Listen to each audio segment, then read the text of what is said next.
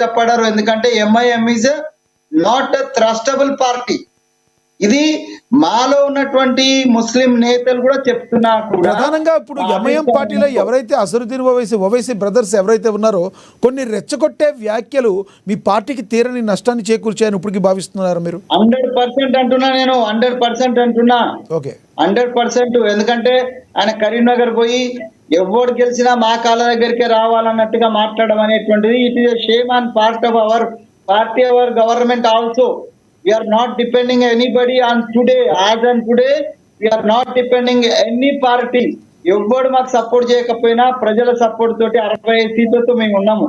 మాలో మాకు ఏదైనా విభేదాలు ఉన్నా కూడా విడిపోయే అవకాశాలు ఏం లేవు. విభేదం ఉంటది కానీ విడిపోయే అవకాశం లేదు.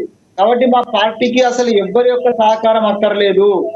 కానీ ఎంఐఎం తగుదునా అని దూసుకొని తమ స్వార్థం కోసం వస్తుంది. ఆ తమ స్వార్థం కోసం వస్తుంది, కానీ అది బీజేపీ కోసం వస్తుంది అనే విషయాన్ని మా పార్టీ గమనించాలా.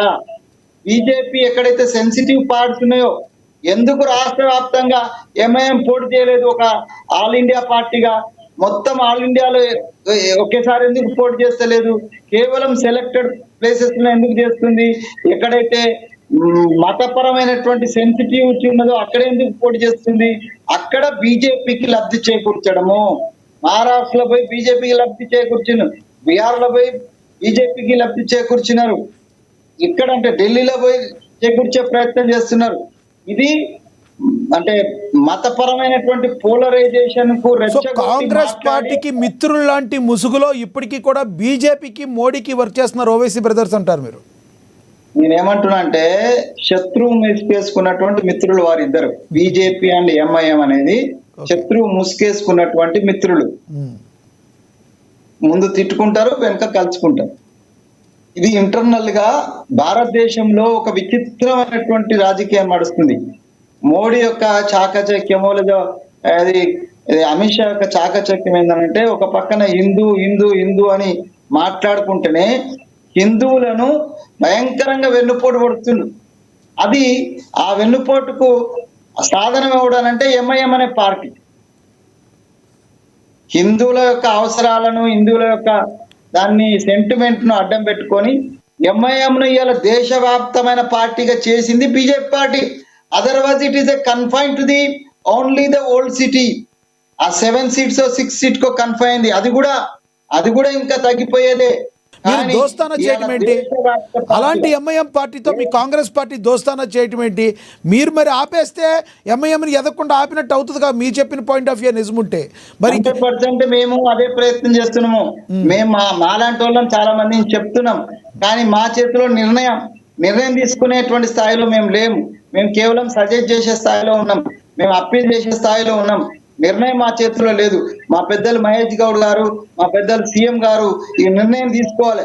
లాంగ్ టర్మ్ లో మనకి ఇది చాలా నష్టము. ఇది గమనించకపోతే బీజేపీ హిందూ ముస్లిం రెచ్చగొట్టి డెఫినెట్ గా లబ్ధి పొందే ప్రయత్నం చేస్తుంది. అట్లా చేసింది, కరీంనగర్ లో చేసింది, మహబూబ్నగర్ లో చేసింది, నిజామాబాద్ లో చేసింది, ఈవెన్ చిన్న చిన్న చోట్ల గద్వాల్ లాంటి చోట్ల, తర్వాత బాయిసా లాంటి చోట్ల, నిర్మల్ లాంటి చోట్ల రాష్ట్రంలో మా పార్టీ ఆలోచించుకోవాల్సిందే. మీరు బాగా చెప్పారు. ఇదే విధంగా నిజంగా ఎంఐఎం ఇలా చేసింది అనుకుందాం. ఒకటి మాత్రం అందరూ ప్రశ్న అడుగుతున్నారు, మరి రేవంత్ రెడ్డి గారు కూడా కొన్ని వ్యాఖ్యలు చేసిన ఈ మధ్య కాలంలో సరౌండింగ్ లో కొన్ని విన్నాం, దాని గురించి ఏం చెప్తారు మీరు? 100% తప్పు. ఆవేశంలో మాట్లాడిండు ఆయన, దానివల్ల మాకు నష్టమే.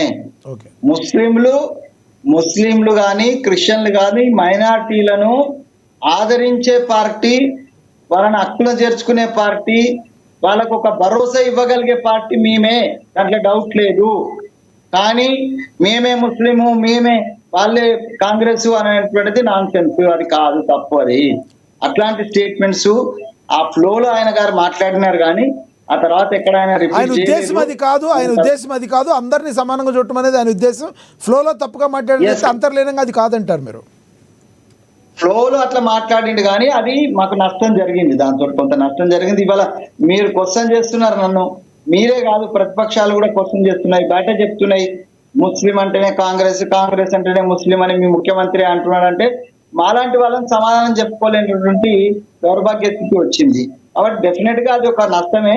దాన్ని సర్దిద్దుకుంటున్నారు. నిన్న ముఖ్యమంత్రి గారు సరే నేనే రాజు నేనే మంత్రి అన్న దాని మీద కూడా ఆయన వివరణ ఇచ్చినారు. సరే ఒక్కోసారి ఫ్లోలో కొన్ని మాటలు వస్తాయి. ఆ ఫ్లోలో వచ్చినటువంటి మాటలను కొంత పార్టీకి నష్టం అయితే దాన్ని సరిదిద్దుకునే ప్రయత్నం చేస్తాం. డెఫినెట్ గా ముఖ్యమంత్రి గారితో సహా అందరం కూడా దాన్ని సరి చేసుకునేటువంటి ప్రయత్నం చేస్తాం. ఇప్పుడు స్పష్టమైన మెజారిటీ ఉన్న చోట్లయితే ప్రమాణ స్వీకారాలు అయితే సజావుగానే సాగుతున్నాయి. హంగుగా ఉన్న పరిస్థితి ప్రాంతాల్లో ఉత్కంఠ వాతావరణం ఎప్పటికి వీడే అవకాశం ఉందంటే ఏం చెప్తారు? ఎంత టైం పట్టే అవకాశం ఉందంటారు? అంటే 1-2 చోట్ల తప్ప మిగతా అన్ని కూడా ఇవాళ సాయంత్రానికి మొత్తం తేటతెల్లం అయిపోతాయి. ఇంత ఇబ్బంది ఏం లేదు. 1-2 చోట్ల ఏదన్నా అంటే మరి అంటే ఈ అన్టువర్డ్స్ ఇన్సిడెంట్స్ ఏమైనా జరిగితే తప్ప 1-2 చోట్ల అట్లాంటి ఏమైనా జరిగితే తప్ప otherwise everything will be cleared by evening. ఇప్పుడు ఇక్కడ కాంగ్రెస్ పార్టీ ఇప్పటికీ కూడా చాలా బలంగా ఉంది అనడానికి నిదర్శనం ఒక స్పష్టమైన మెజారిటీ ప్రతి దగ్గర అయితే వచ్చింది. అధికార పార్టీ ఉంటే ఎవరి పరిస్థితి ఇలాగే ఉంటుంది. గతంలో 2021లో అప్పుడు జరిగినప్పుడు కూడా కేసీఆర్ ఇంతకంటే ఎక్కువగానే సాధించారు. ఇప్పుడు వచ్చిన మీ యొక్క ఈ గెలుపులన్నీ మీరు సాటిస్ఫైగానే ఉన్నారా మీరు, లేదంటే ఇంకొంత గెలవాల్సిందని ఫీల్ అవుతుందా మీ పార్టీ? నేను వ్యక్తిగతంగా అయితే ఇంకా కొంచెం గెలవాలనే ఫీల్ అవుతున్నా. పార్టీ పరంగా ఓవరాల్ గా చూసినప్పుడు we are near to the mark. ఇప్పుడు యాక్చువల్లీ 66 పైన మేము ఆల్రెడీ క్లియర్ కట్ గెలిచాము. ఒక 37 హంగులో ఉన్నాయి. ఈ 37లో కూడా మేము కొంచెం ప్రయత్నం చేస్తే ఒక 20 వరకు ఈజీగానే బయటపడే వాళ్ళము. అక్కడ లోకల్ కోఆర్డినేషన్ లేకపోతే అంటే ఎదుటి పార్టీ వాళ్ళు చాలా బలంగా వర్క్ చేయడము, వ్యూహాత్మకంగా వర్క్ చేయడము. నేను చిన్న ఎగ్జాంపుల్ చెప్తా సార్. నేను అమరచింతకు ఇన్ఛార్జిగా పోయాను. అమరచింతలో నేను వెళ్ళిన వెంటనే మేము అన్ని చేసినాం. అక్కడ ఒక రకంగా నేను ఇచ్చిన వ్యూహరచన ప్రకారము మేము వెళ్ళి ఉండేది ఉంటే 10కి 10 గెలిచేవాళ్ళం. నేను అక్కడున్న మంత్రి గారికి తర్వాత పిసిసి అధ్యక్షుల వారికి మా వార్ రూమ్ అందరికి కూడా అలర్ట్ చేసిన ఏంటంటే లాస్ట్ మినిట్ లో ఒక 4 మీద బీజేపీ 4 మీద బీఆర్ఎస్ స్పెషల్ కాన్సన్ట్రేట్ చేసి ఇంటర్నల్ గా కొంచెం సహకరించుకుంటున్నారు. ఈ సమాచారం మాకున్నది మేము అందించినాం. కానీ దానికి వెంటనే స్పందన రాకపోవడం కారణంగా ఇలా అక్కడ హంగ్ ఏర్పడింది. మేము 4+2 సిపిఎం తో కలిపి 6 అయితే ఈజీకి వస్తాం అనుకున్నాం.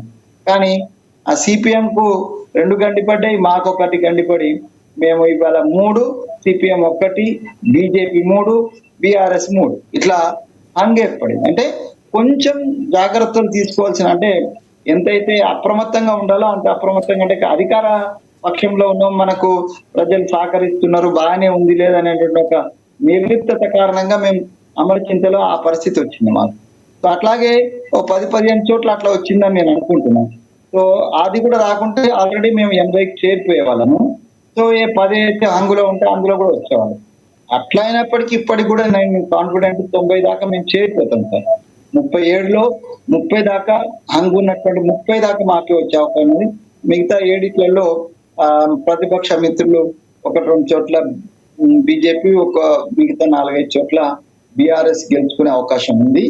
సో ఆల్టుగెదర్ మేము ఆల్రెడీ 66 నుంచి ఇది ఒక 30 అంటే 96 దాకా చేరిపోతాం.